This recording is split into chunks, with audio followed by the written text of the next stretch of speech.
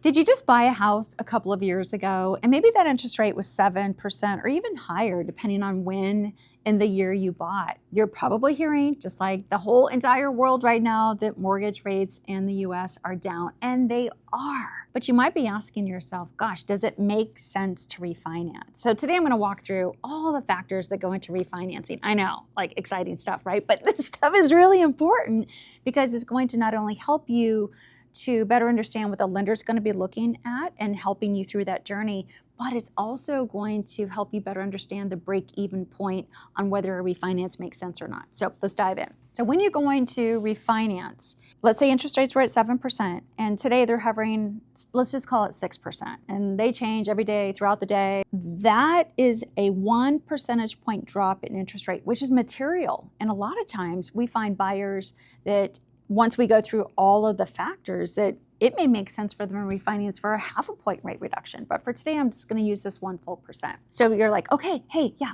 I'm at 7.5%. I'm going to call Kelly. We're going to figure out if this makes sense. So you do that. We're going to be diving into some additional things because you have to keep in mind that the market value of the home today is going to be a real key factor on whether you can refinance, whether you can roll in your closing costs, and the loan program. So if you're in an FHA or a VA home loan, then those loan programs allow for a refinance without having to have an appraisal. So market value isn't that big of a deal in those government-backed loan programs. They do have net tangible benefits, which means that you have to be able to save and document a savings for doing the refinance. Every lender is going to approach the appraisal or some type of automation valuation or not. Interest rates are going to vary for that kind of program. But for today, I want to really talk about conventional home loan financing. So for a conventional refinance, that market value is going to matter. It's going to impact, again, whether you can refinance, and then based on that loan to value of the refinance, whether you're going to pay mortgage insurance. Are you currently not paying mortgage insurance, but maybe market value has dropped a little bit? Maybe your house is appreciated, so now you're paying mortgage insurance, but with the refinance, you might be able to drop that mortgage insurance or potentially reduce the cost of the mortgage insurance in addition to the drop in the interest rate. The key things you want to be thinking about is, what is your market value? And how would you know what your market value is? Well, you can go online and you can look at all these automated underwriting systems, which is not a bad place to start.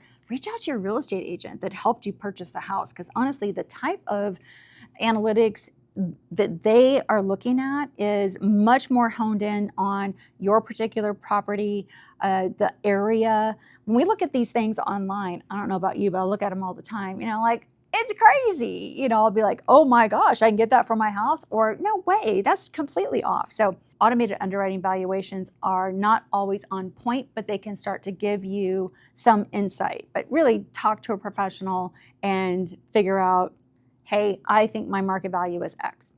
Know that the lender is going to take two scopes. Either one, when they send your loan through the automated underwriting system, the automated underwriting system may say the value that was entered is enough and not require an appraisal.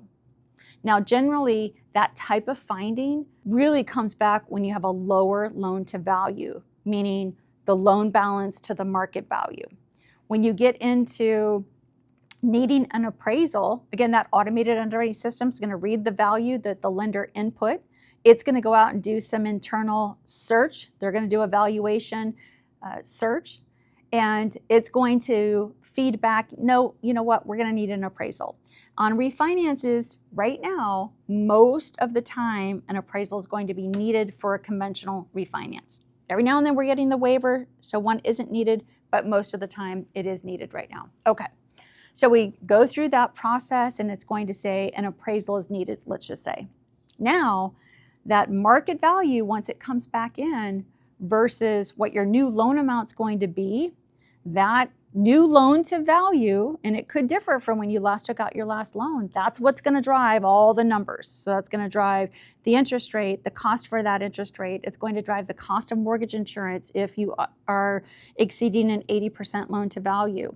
It's going to get into the real details, and that's how you're going to know truly what your savings per month is. Now, so we talked about mortgage insurance, we talked about the principal balance. break even. This is a big deal. Oh, before I say break even, let's get into some of the other factors. If you're in a position that your credit profile is different now than it was when you last took out a home loan, remember that credit profile is also going to impact potentially your loan approval and the terms you can get. So let's say 2 years ago you had a 780 credit score. Today your credit score is at a 680. Realize that you may not see that full 1% savings in interest rate because of the credit score difference. Because on conventional loans, the interest rate is driven in part by the credit score itself. Time will tell what's going on with your credit profile. On the converse, let's say that maybe you took out a loan 2 years ago and you had a 640 credit score, and now your credit score has increased and you're at a 720. That's good. That's going to help you from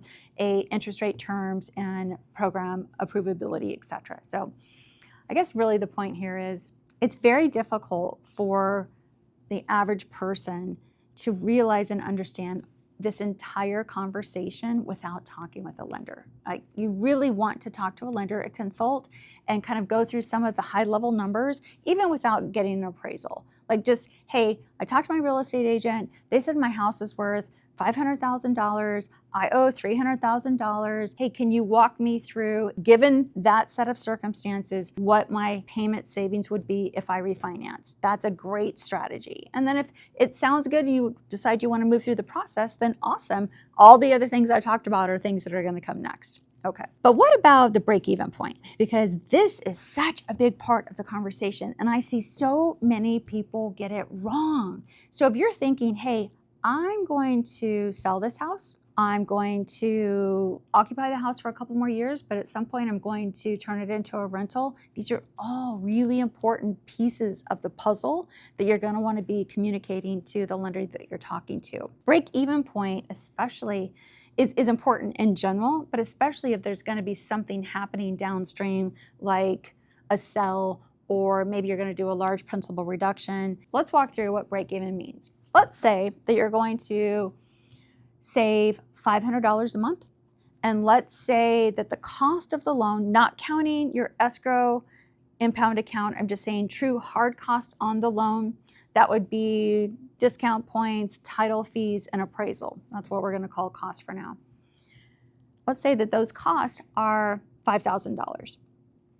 Essentially, the break even is at a $500 savings per month. You have to be in the loan for 10 months to have paid yourself back at a $5,000 cost. That's your break even. So 10 months is the break even.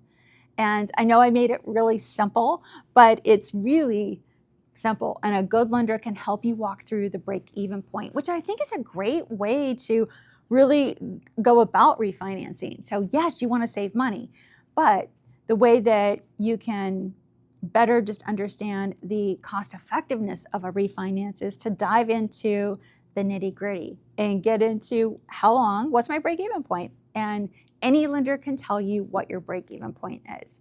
So as long as you're going to be in the house for that period of time, then it absolutely is something to consider.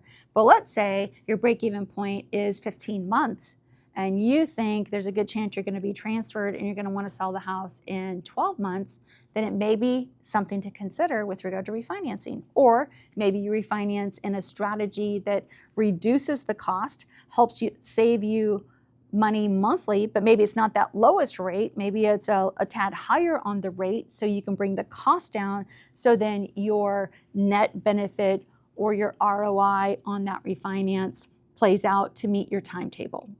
I know. Have I lost you? Because it's kind of crazy, confusing. There's a lot of moving pieces to it, but it's just so helpful to have this insight, I think. And, also just refinances really haven't been a thing for the last couple of years unless somebody was maybe taking cash out or there was a need, something was going on in their lives. Debt consolidation has been the big trend with refinancing over the last couple of years. But today, with interest rates trending lower, refinancing is an absolute top of mind idea that could help you save money. And again, not just on the rate reduction. If you're paying mortgage insurance and maybe your house has appreciated since you last did a refinance or a purchase, you might be able to drop mortgage insurance in addition to saving whatever you're going to save from the interest rate reduction. But there's a whole variety of things that go into it. If you have questions, don't hesitate to reach out to us. I mean, honestly, this is like a 15-minute call. We're going to intake some basic information, kind of get started, ask you some questions, and then just give you kind of that high level, hey, it makes sense, or maybe it doesn't make sense, and here's why. But at least you will walk away from that call on better understanding the viability of a refinance and whether it makes sense. And there's no cost to have a consultation. I mean, so it really is just a matter of time and allocating 15, 20 minutes out of your day to really be able to kind of dive into your scenario and walk through it with a lender. So to do that, remember, we lend across the country. Click the link below, schedule some time. We'll just get that brief initial conversation set, and then we'll kind of dive into it and help you on your refinance journey.